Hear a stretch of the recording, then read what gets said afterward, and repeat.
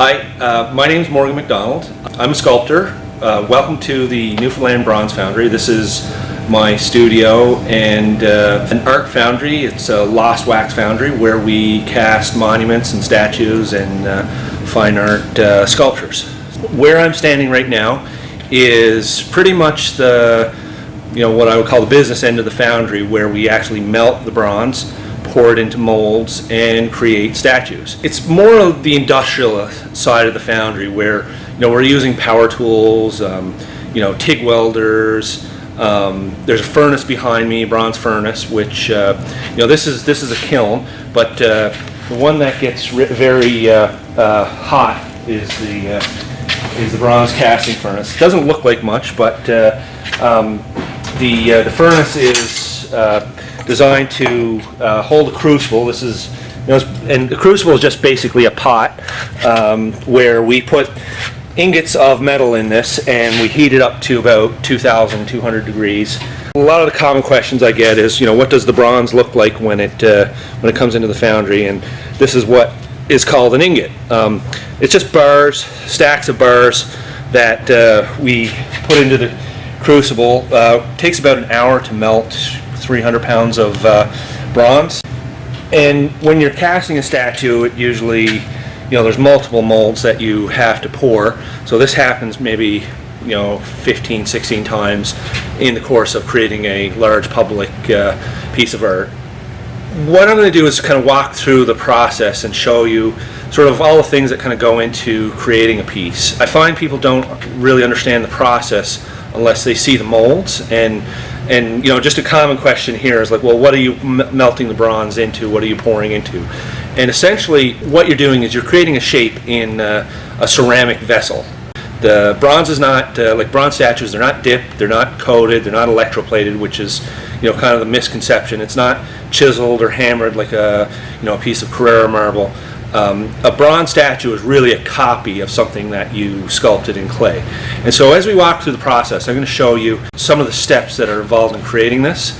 Where we're standing here in the foundry now is pretty much the kind of the final aspect of pouring a bronze statue. So as we walk through the foundry, what you're going to get is pretty much walking back in time to where sculpture starts. So I'm going to show you where we end up after we're creating a clay sculpture and casting it in bronze, because ultimately what we want is a piece of permanent art which is in bronze. So this area is where the statue comes together, where it's poured and it's cast. It's kind of heavy duty, industrial kind of work, welding, 2,000 degree molten bronze. We wear these Kevlar aluminized suits to reflect the heat of this. You'll probably see photos of this and whatnot, but essentially this is pretty much where we just melt the bronze into ceramic molds, which are in the shape of the sculptures that we want to cast. And so there's little bits of things around here, some things of casting that have happened. This is kind of where the rest of the stuff is. This is bits of pours that have happened in the past. So this is molds from past statues that have been cast, and sometimes the bronze spills into molds, and you can imagine the amount of heat that it took to melt that bit of bronze. And so this is kind of what happens when you spill molten metal. But essentially what we're doing is we're pouring hot metal to shape it into casting. So this is just pretty much the industrial side of the foundry. So one of the things we have to do when we're casting, we have to know how much metal that we're melting. So it's very important to know the exact weight of the metal, and because you don't want to melt too little metal, because you'll run out. You'll pour a mold halfway full, and then you'll run out of the metal, and pretty much all the work that you've spent months and months creating, it has been wasted. So you've ruined the work if you run out of metal halfway through the pour. So one of the things we do is we'll just weigh the pieces of metal. So we have a pile of bronze here that is how it comes in new, but we also mix it with stuff that's been used, gone through it before. So these are what are called sprues. I'll explain this later, but these are channels where the metal flows through. They get cut off, and the part piece is retextured after. So if I can kind of squeeze through here to show you what a casting looks like. So this is a kind of a rough casting that has come out of a pour here. So this was a maquette for the Sealers Memorial in Elliston. So this is a small version of the kind of sculptors when they say a maquette, it's kind of like a blueprint for a larger piece. So this was one section of a mold that was poured for this piece. So there's more parts that go with this, but you can kind of see some of the work that's involved. So another common question is, well, what's inside of a bronze statue? Nothing. It's just hollow. So this is just a casting. So what happens is we'll take this, we'll grind these little what these are called are gates. So this is where the metal enters into the mold. But these gates are shaved off and sanded and made smooth, and holes like this, there's little parts that are welded back onto this. So I'll show you some more interesting stuff over here, because we've cast a caribou, and all these parts are still ready or waiting to be assembled through welding. So over here, it's these things can get quite heavy. Again, it's a very industrial kind of process. So all of these parts here, you can kind of get a sense of the amount of work that's involved in this. This is, what I'm holding here is probably 10, 12 pounds, and this is part of a larger sculpture that we then have to take the part pieces and weld together. So a sculpture doesn't come out finished out of a mold in the bronze. So like little areas like that, what we'll do is we'll take a TIG welder, we'll melt the metal and fill that and permanently affix that. So the welding in of itself is its own trade. People go to school to learn welding, get their red seal and this kind of thing. We do somewhat of a different kind of welding. It is common, but it's what we use for welding are these these TIG rods. This is what I would call a silicon bronze rod. This is how it comes. These are the welders here. These machines. It's, of course, so anybody that's familiar with welding, it's a pretty common thing in terms of industry. But what makes this different is that we're doing this for art purposes. So this is what a TIG torch looks like. So this is actually how you fuse the metal together. So what happens is that caribou piece that I just showed you, a current is created and an electrical arc kind of jumps from the bronze to this tungsten tip, while inert gas is coming out of the lens of the welding torch. And as you add this, it melts the rod and the part piece and fuses the metal together, and then you're pretty much assembling a statue. So any of the larger monuments, what ends up happening is there's probably 70, maybe 50 different components or pieces. So it's like a big 3D puzzle after you've cast it in bronze. And what we're doing is we're reassembling it.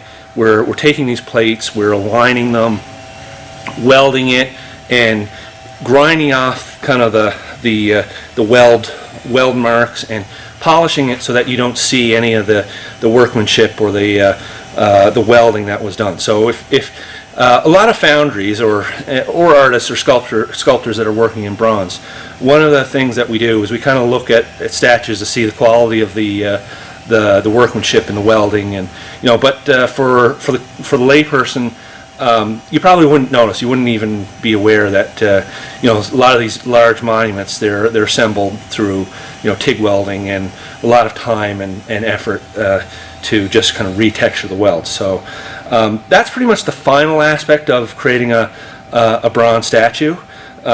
So as we walk through the foundry, what I'm going to do is kind of show you some of the steps that are involved. So we start with a bronze statue, but from the bronze statue, what we're doing is we're creating ceramic molds. And you might ask, well, why are you creating ceramic molds? Well, the ceramic is if you can imagine this, an empty vessel which is non-flammable. It's very robust. It's like it's like the kind of the heat-resistant material that it can withstand the temperatures of 2,000 degrees Fahrenheit, bronze, and not deform, not crack, and it's just a really useful material for metalwork. And so 99% of the work that we're doing here is just to create these molds that we can pour the metal into. And what we do is we have a room that we go into this room because it's kind of segregates the mess from this, but we're dipping wax, which is in the shape of the statue, into a ceramic bath. So I'll just show you this. As we kind of walk backwards, this is going to make more sense, because as I'm talking, it's probably a little bit abstract here. But as I show you some examples, it'll probably click, because you'll get the concept. But again, what we're doing is we're melting metal, pouring it into an empty shape, an empty void that is in the shape of the sculpture that we want. And in order to get that, we have to take a mold of it, an impression. So you can imagine, like if you're walking on a beach, the wet sand, like how that leaves an impression in the sand. Well, imagine your footprints and metal being poured into the footprint. So that's kind of the concept. Let's just go have a look in the ceramic room, because this is where we actually create the molds for the bronze. So this is the ceramic room. So in here is a set of racks. These are where we store the molds. There's not very much happening here at the moment because we're just working on a large piece to get ready. But there are some molds here that I can show you. So I'll go over here, pick one of these off the shelf. These are sort of some of the pieces that have been left over. So here's a wax piece that as we go back in time, this was a piece that's cast. It's hollow, so it's very, very light. It's not bronze. It's been picking up a little bit of dust from the area here. But so what's happening here is we're going to take a piece like this, and we're going to dip this in this ceramic fluid. So it's a liquid ceramic that's constantly moving. It's specially made for the foundry process. It coats this, and it pretty much makes an impression of the sculpture. So I'll just show you the ceramic tank, because it's kind of going there now. But it's just a liquid. Think of it like liquid rock. So this is the ceramic tank here. The slurry is constantly moving, and what we usually do is so there's a paddle here that just kind of keeps this in motion, and the ceramic, if this were to stop, the ceramic would settle and kind of start to fuse. But so what we do is we'll in the course of a work day, this room would be filled with molds for a bronze statue, 40, 50, 60 pieces, and we would spend the whole day just pretty much dipping these into this slurry and coating it. So I can show you a mold that's been kind of more advanced. So this here is just wax. So this is, if I heated this up, this would melt, and that's actually a very important point in this process, because what we're doing is we're coating this in ceramic, then we're putting it in an oven or a kiln, and we're heating it up so that the wax becomes liquid, melts out of the mold, but what's left is the ceramic. So the ceramic is what we pour the bronze into. So ceramic molds kind of look like these over here. So I'll show you one of them. So as we dip these are, they coat the wax. So on the inside of this ceramic is wax. And as it gets thick enough, what we do is we'll cut the top off the ceramic, so it leaves access to the part piece, and that's what allows that to flow out when we heat it, and that leaves a space inside the ceramic. And the dipping process is pretty straightforward. There's nothing too technically involved, but you know, essentially what you're doing is just kind of dipping that in the ceramic, letting that drain, and then after it drains, we'll put it on the racks, turn the fans on, let the ceramic dry. We'll do that the next day, and then once that's dry, we'll do it again the next day, and we'll continually do this until this is thick enough. So it usually takes about a month to create a mold. So that's why this is so laborious, is because of the time that it takes to create just one mold. And so if you think about it, a bronze statue, because the statue is made of so many parts, you know, you think about a statue, how much does a statue weigh? 1,000, 2,000 pounds? 2,000 pounds of bronze? You'd have to melt at least 2,000 pounds of bronze. That crucible only holds about 300 max. So you have to cut the statue up into kind of digestible pieces and then put it back together. In fact, there's technical reasons why if a statue is 2,000 pounds, you have to melt 4,000 pounds of metal, just because of the way you have to supply the metal to the mold. So there's a whole process to this. But to kind of explain the spruing, the gating, and how these wax molds are assembled, we'll go back to the wax room. So this is kind of more of the cleaner area of the foundry, where a little bit less of the industrial work happens. But I'll show you some of the wax work and what's involved in creating a mold. So to kind of recap where we are in the process, we start with a bronze statue, or we end with a bronze statue. We pour the metal into a ceramic mold. We have to create the ceramic mold, which is taking wax, dipping it in the ceramic, and then we have to melt the wax out of the ceramic mold. So what we're going to show you now is how the wax is created, why we do the wax, how a sculpture starts, and the creative aspect, you know, from a design and compositional aspect as a sculptor. So we'll come this way.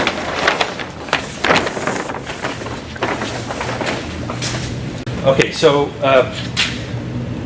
I'm facing more towards the wax area. So this is stuff that the ceramic molds are made out of. Pallets and pallets of material are, you know, everything in here is about making a statue, bronze work, materials and tools. And we generally try to keep the industrial side of the foundry over here, and then probably the more comfortable side with the wax work and the clay sculpting and, you know, the artistic side more back here. So if you come back into the other side of the foundry, you can see some of the things that we're working on. So there's multiple projects happening at the same time. Sheila, who's an associate of mine here, she's working on a commission right now for Armin Gosling, who's a Newfoundland suffragette. So this is part of the how a sculpture starts. This is the clay. This is her piece. She's working on some hands here now. This is her work. So she's just here creating some of the aspects, the details of this piece. Over here, what we're working on is a statue, a firefighter statue, which has been pretty much disassembled into the component parts of the piece. But this is a little bit further back, you know, more towards the beginning of the process. So one of the things that I kind of use to show people how the actual casting works is some examples of the pieces that we had earlier. So remember when I was saying that the wax piece is dipped in the ceramic. So this is one of those wax pieces.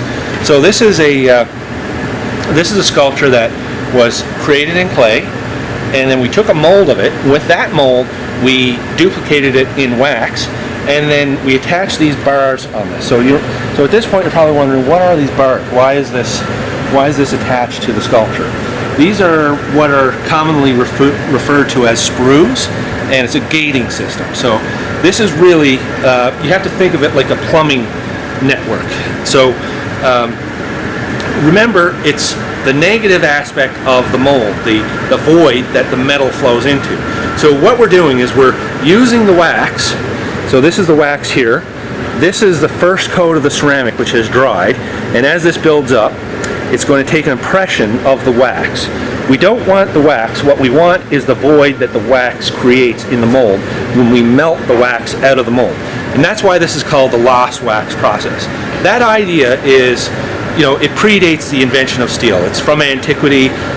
Ancients would use beeswax packed in clay and use that to create little statuettes. So it's quite an old idea that is still being used in the modern world with, of course, additions and advancements in technology. But essentially what you're doing is you're creating a wax sculpture, heating it up, melting it out of the ceramic, and then using that void to pour the metal into. So the reason why these bars are shaped like this is because you want the metal to flow through this funnel, travel down these bars, fill up from the bottom. So you have to imagine liquid bronze kind of filling up this vessel, coming up to the top, and then air escaping from the top.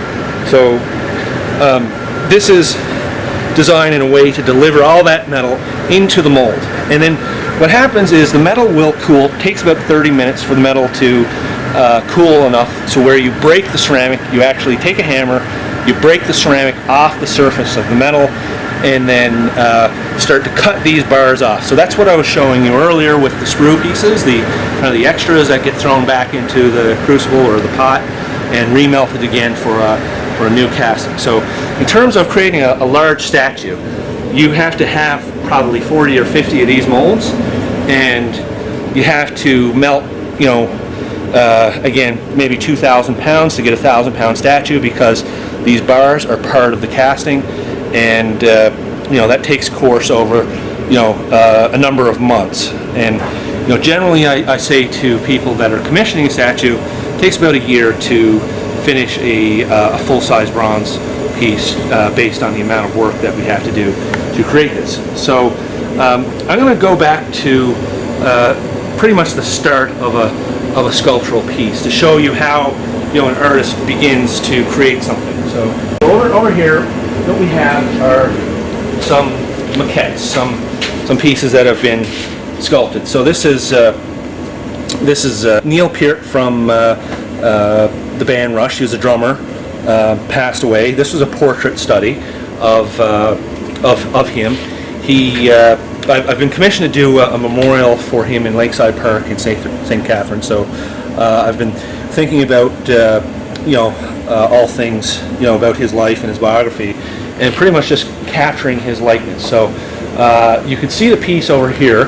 This is kind of the beginning of a large piece of statuary. So here we can kind of see the steps in the process. So this is that's the bronze. That's the finished bronze right there. But what you just saw was the clay, which was then cast in wax and then cast in bronze. So when you create a statue, you actually end up making it 3 times, and that's why there's a lot of work to this. It's quite an involved process. But in terms of the a commission, I usually I'll start out with a model or a maquette. These are this is not the memorial. This is just the design for the memorial. So these will be scaled up. This owl here, that'll be 12 feet in the air. So as we're standing here, this would be life size. So figure about that tall. And there's 2 statues, 2 components to this. This is the reverse side of the second statue right here. So if anybody is a fan or knows the band Rush and some of the music and the albums and some of the artwork that was involved in it, there's little references around this piece that speak to the creative aspect of the band over the years. So there's a little Easter eggs hidden in this piece for pretty much all the albums that they've produced over the years. But this is just a model. So this is something that I'll use to pretty much guide me when I create the full-size sculpture. So this would involve this much clay, again, scaled up. So tons of clay, re-sculpted, redone, an armature which supports this, and an armature is just pretty much a skeletal structure, like a steel structure on the inside of the clay, which supports the clay and keeps it from falling over. A lot of the sculptures, once they get past a certain scale, you have to have something that supports the structure, and then you lay the clay over it. So there's a steel structure on the inside of this. So it's not just clay, soft plasticine clay floating in midair here, where it's just holding itself up. Because once you get past a certain scale, the clay just won't structurally hold itself up. But when I'm sculpting, I usually start off with a portrait, something that's smaller. This is a part of the mold making. This is a different project. This is a firefighter's piece, so some of the pieces have been, the details of this have been cut up, and this is the next step after the clay statue has been approved, and pretty much it's been cleared for production and ready to be produced. So what we're doing here, it probably doesn't make much sense, but what we're doing is we're trying to duplicate the clay statue and make the wax copy. And what you have to do to duplicate the clay is to have a silicone mold in which you take hot wax, molten wax. Wax probably melts at 400 degrees Fahrenheit. Not as hot as the bronze, something that you can melt just on the stovetop. But what we're doing is we're sloshing this wax around in a silicone mold, and then creating a replica or a duplicate of what we created in clay. And in order to get that mold, we have to subdivide the clay so that we can take these molds apart in sections. So it's like a disassembly part. We're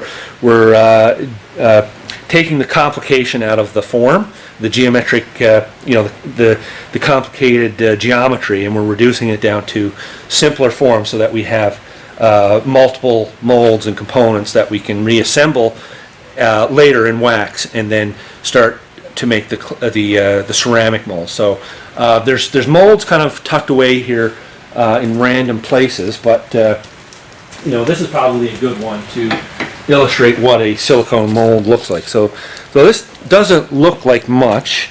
This is a different rubber. If you can see these are two different products, but essentially it's the same thing. So this is a silicone mold that's it's painted or troweled over the clay, takes an impression, and then it's peeled off of the clay. But then now we have something that we can pour hot wax into, molten wax, pour it in, slosh it around, and it takes an impression. So if you walk over here, I can kind of show you what comes out of this mold, because this form doesn't really make a whole lot of sense. But when I show you what this mold makes, it'll make a little bit more sense.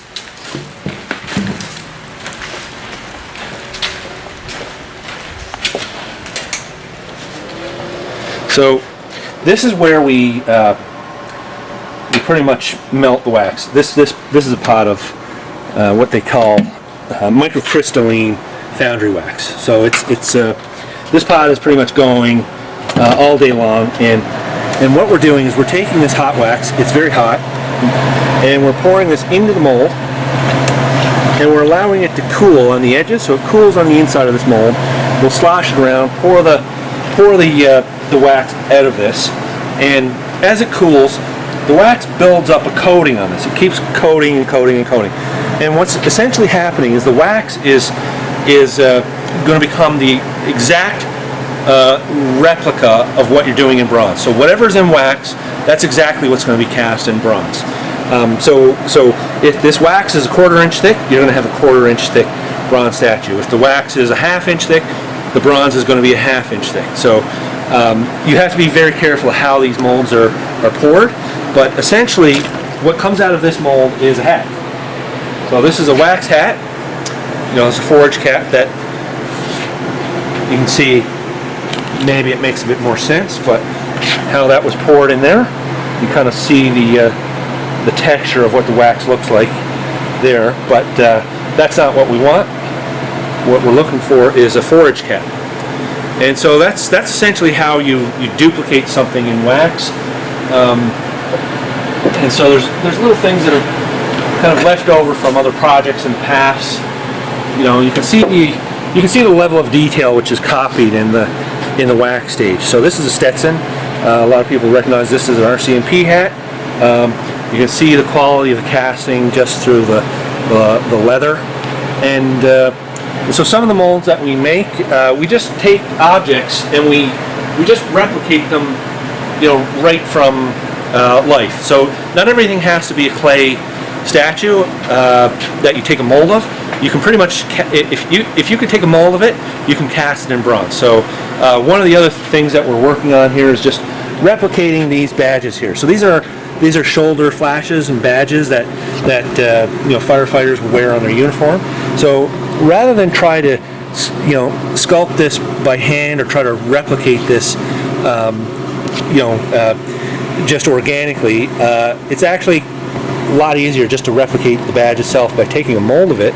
And believe it or not, a lot of that detail is captured in the silicone, and it's I always tell people you almost have to have imagine a magic wand that just turns it in bronze, and it's what you see is what you get. So so some of the other pieces that we've worked on, maybe even just to show you how stuff looks and how you have to reassemble things when it's cast in wax. So this is probably a good analog for what a large statue would have to undergo. So so this was cast from a series of molds and then disassembled and retextured. So what ends up happening is in bronze we'll re-weld this back together. But this is just wax, but this gives you an idea of what we're looking for in bronze. And so you can imagine all the other parts to this piece, the legs and the other side of the dog and whatnot. And it's just been sitting here just waiting for the ceramic part of the process. And in that piece that I showed you earlier in the ceramic room, you can see this is a duplicate of that one, in wax with the bars attached. So we actually have to form these bars by hand, heat them up, and attach them all by hand. And we usually have a steady supply of these bars that are just ready to go when we need them. So some of the things that we're doing here constantly, day-to-day job, is just casting these wax bars, these sprues. These are, these molds have pretty much been through the ringer. I'd say they're probably ready to replace, but what they make is this stuff up here. So these are the wax sprues. So these are, that pot of wax is always going. We're pouring these constantly. We never want to run out of these. We always want to have a giant supply of these, and they just get recycled through the process. So when we do a bronze pour, we'll melt the wax out of the ceramic molds. We'll reclaim the wax, and we'll put that back into the pot. And you can see behind me just all the wax that we've had, over the years here, just kind of accumulating. And this will get recycled and used over and over again. So this is pretty much essentially where we do the wax work, and there's some stuff kind of left over, and you can see all the pour cups just on the base here of all the stuff that because all the molds that we have to make, these are attached to the bar. So you have to think of these like funnels. They're like the funnels that allow you to pour the bronze into the mold. But we always have a constant supply of these things, just ready to go at a moment that we need them, because when we're ready to use them, we don't want to be casting them. We don't want to be caught up with just trying to make 200 of these things, because we're really trying to hit a deadline with the statue. So when I'm starting a piece, I usually start with the portrait or the bust. So these are all the pieces from projects in the past. So these are portraits of individuals, historic figures, and the Sealers Memorial. So this one's probably about 10 years old, been on the shelf for ages. But this is how the sculpture starts. So I sculpt the clay. I form this by hand. So this is just plasticine. So it's malleable. But rather than destroy all the work that was done on the portraits, I like to save them, because it's kind of like a record of the work that I've done over the years. And it's a nice visual to kind of show people the amount of work that's been happening over the years. So Again, this is another maquette that was used to create a design for a project that we're going to be working on in Galway for Brad Guju and Team Guju. And so, there's kind of leftovers from projects gone by. Some things have been cast, some things have been pretty much rejects in the wax stage, but you can kind of get a sense of the stuff that has to go into creating a statue. So you can see this is just a part piece of the duplicate of that statue there. So when you have a mold, you can replicate things with it, so you can duplicate it. So one of the aspects of one of the common things that a sculptor does is they'll create a mold of one of their pieces, and then they'll give it to a foundry, and the foundry will run an addition of a number of pieces. It's kind of like a printmaker when they create an intaglio print, and they number it 20 out of 50 or 1 out of 20, whatever the addition run is. But the equivalent in sculpture is to have a mold that you duplicate the piece and you run an addition out of the mold. So you can kind of see how stuff can be duplicated, and what we usually do is we'll sign and number it into the wax, and that gets cast into the actual bronze. But the amount of work, it kind of gets overwhelming at a certain point, because stuff takes priority and projects take priority, and you move on to the most pressing project at the moment. And so there's a number of commissions here that we're working on. Like there's a firefighter's piece that we're working on. There's you can see some of the portraits that have been created for that piece. And so yeah, I mean, other than that, if there's any questions. What are you working on right now? So artistically, what I'm working on, so Bill here is doing the molds here. I'm kind of guiding him through this process, but what I'm working on artistically is pretty much just trying to capture a portrait of very famous and beloved Canadian and Newfoundlander Gordon Pinson. So I've been commissioned to do a statue in honor of him. And one of the most difficult things I find is just creating a portrait of an individual, because there's a very nuanced, very difficult thing, and you can struggle with something like this for the better part of a few months. But this is essentially how this is really the heart of the artistic practice. So I'll start with just how a sculpture really starts is just a block of clay. It's just some plasticine. I'll heat this up.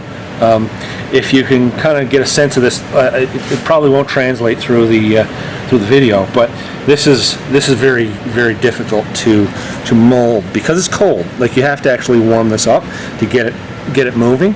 And so I guess guitarists kind of this idea of like action on the frets or the keyboard, or pianists, this kind of thing. So for me, the kind of equivalent is like the way the clay behaves and the way the tools are. And so there's a real sensitivity in how you sculpt something. So one of the things that I do is I'll use a torch, one of these camping torches, which I've found are probably the best thing to use. But traditionally, what people have done is used an alcohol kind of candle to heat their tools and keep the clay warm. But essentially, you just I'll get this little torch going, this plumbing torch. But what I like about this is that just the torch is very kind of user friendly. So I have these Italian plaster tools, these sculpting tools. These are special sculpture tools that I've come to use over the years, and essentially what I'm doing is I'm just moving and refining the clay, the forms in the clay. And so I'll heat the tool up, and so what I want to do is just kind of get the clay right at the perfect temperature to where I can refine this form and get it down to what I'm looking for. So I'm always kind of reevaluating, standing back. People say you want to you get into this flow state. I don't know if you've ever anybody has ever talked about what that is, but you kind of go into the zone where you're losing track of time, and it's where you're kind of at your most creative and kind of engaged into the piece. And I find, like, 3 hours, 4 hours is kind of the ideal amount of time to create a piece, and probably takes about the first hour to kind of really get into the work. But if you can get past that, into the 2-3 hour, I find you can really advance a work of art into something that's worth keeping and casting in bronze. But essentially, this is just a bust. It's going to be put onto the larger piece. This is to me the most detailed and difficult part, because again, portraits are very subtle and very involved, kind of technical, artistic things, trying to capture the spirit of the person and into a material that's pretty much inanimate. So How many portraits do you use as inspiration? I'll even look at video of the individual, because there's certain there's a lot lost in one photo, and it's the way somebody carries themselves, like for Gordon Pinsent. I mean, he's such a beloved, well-respected individual, and so there's a lot of pressure to get that right. So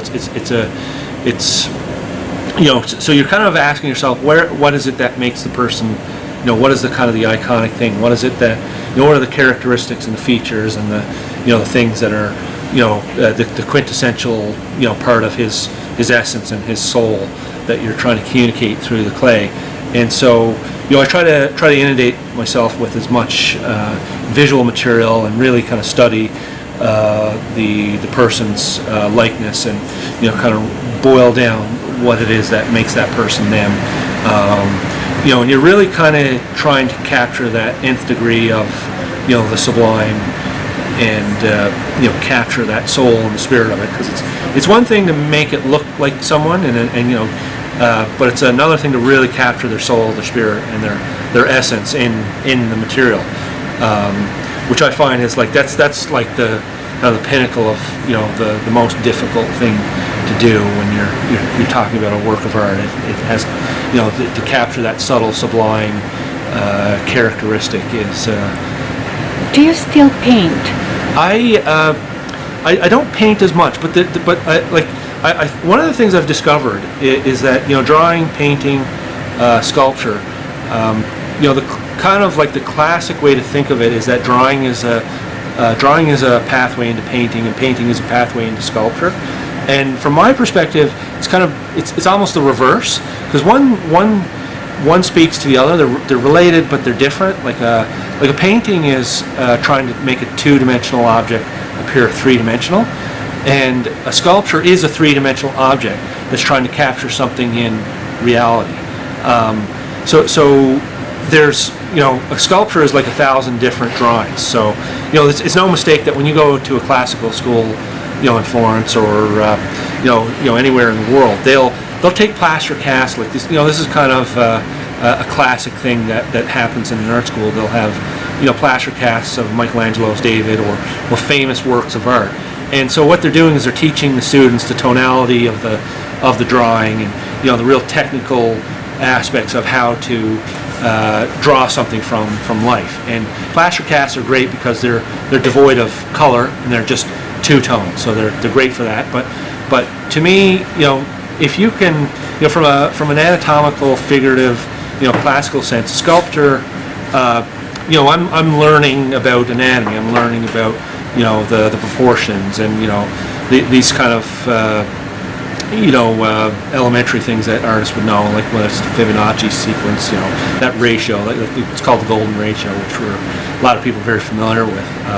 But just even anatomical proportions, like the whole body is, it's really an anatomical, geometric, formula to how proportions work, and the forms, and but that also informs drawing and painting. So if you have a mental map of what something looks like, like what a portrait or a head looks like, or hands, or and you have that model in your head, what I found is it can translate to drawing, because you're not coming from a place of not knowing what that is. You can reconstruct that because the model is in your mind.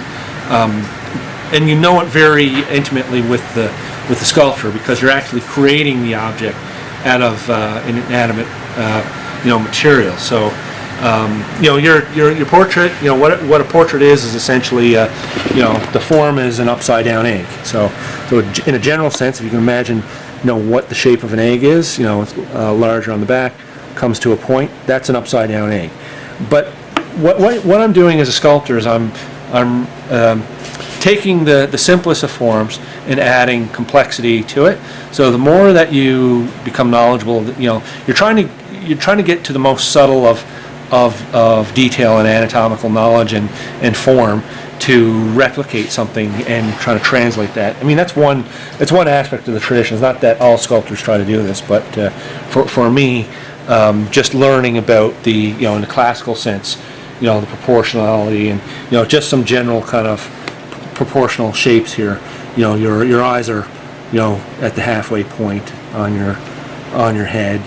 These are at thirds. So your mouth, the mandible, tip of the teeth. That's an important landmark. That's at the 2/3 mark. The nose is at the third. This is at the unit of just 1. Then there's the important ratio between the tragus to the chin. So that distance is the same. And so you're really just assembling and taking these larger forms and playing with the proportions and looking at the best kind of informative photos are the ones that are either directly front on or true profile pictures. So these are almost not useful to me because he's at a 3/4, whereas if he was turned perfectly side on, I could actually get real measurements from it and landmarks and say, okay, yeah, that's exactly at that, and I know that part of his likeness doesn't go beyond that limit. So How can people find you?